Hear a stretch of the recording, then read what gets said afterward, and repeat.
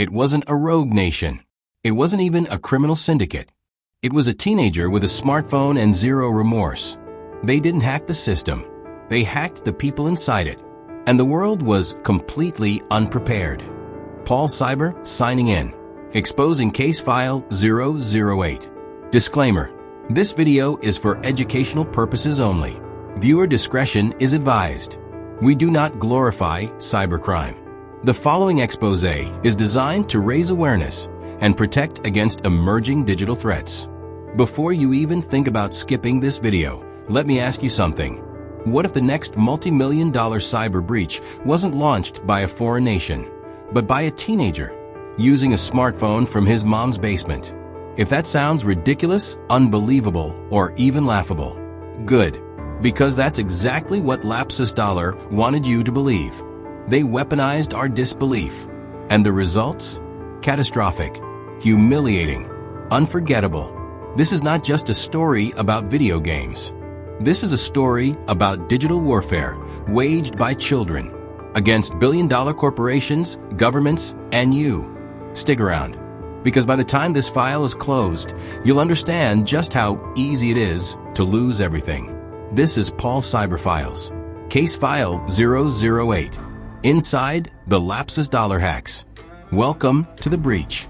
The cybercrime underground has always had its icons, the masterminds of malware, the architects of ransomware. But in 2021, a new kind of threat emerged from the shadows.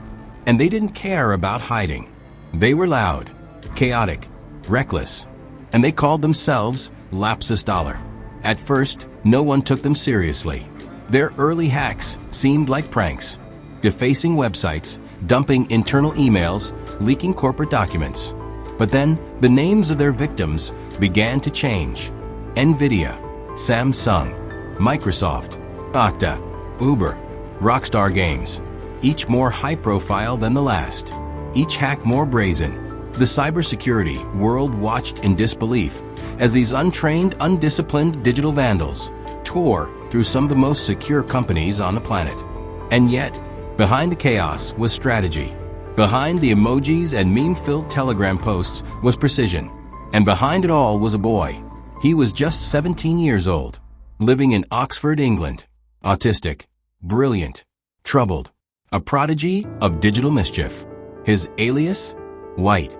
His real name would later be revealed during a police raid, but by then, the damage was already irreversible. This wasn't a story of a lone genius. LAPSUS was more like a cult of chaos, recruiting teenagers around the world through Telegram, Discord, and private signal channels. Their targets?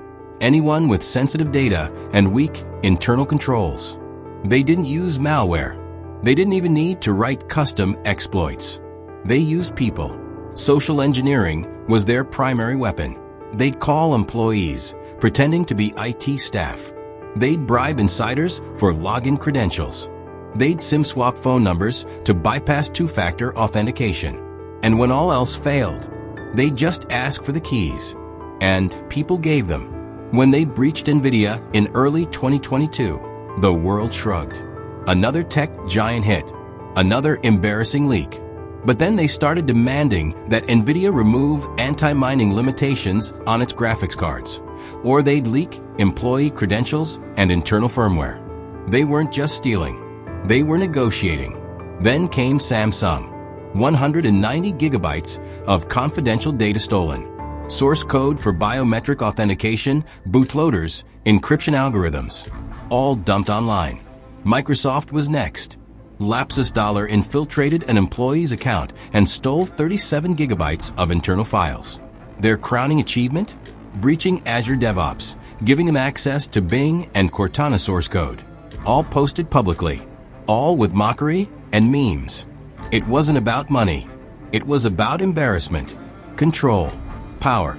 But it wasn't until they targeted a beloved icon of pop culture that the world truly took notice.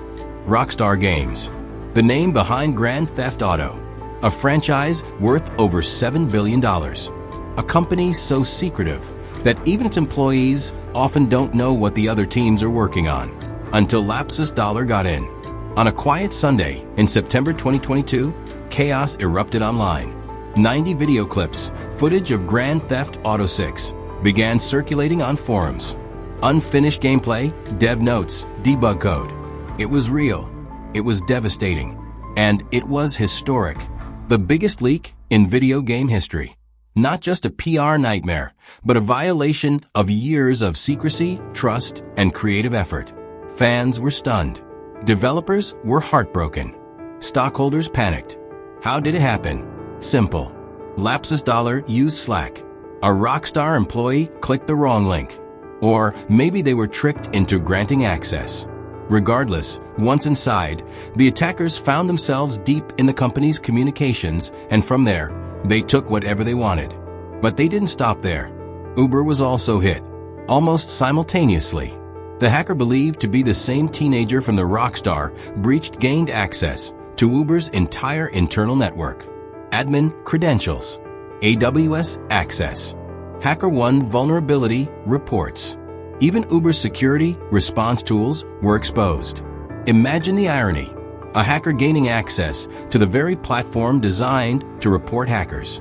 LAPSUS didn't cover their tracks. They posted screenshots. They bragged in Telegram. They mocked the very companies that were scrambling to contain the fallout. So how did they keep getting away with it? Because the rules had changed.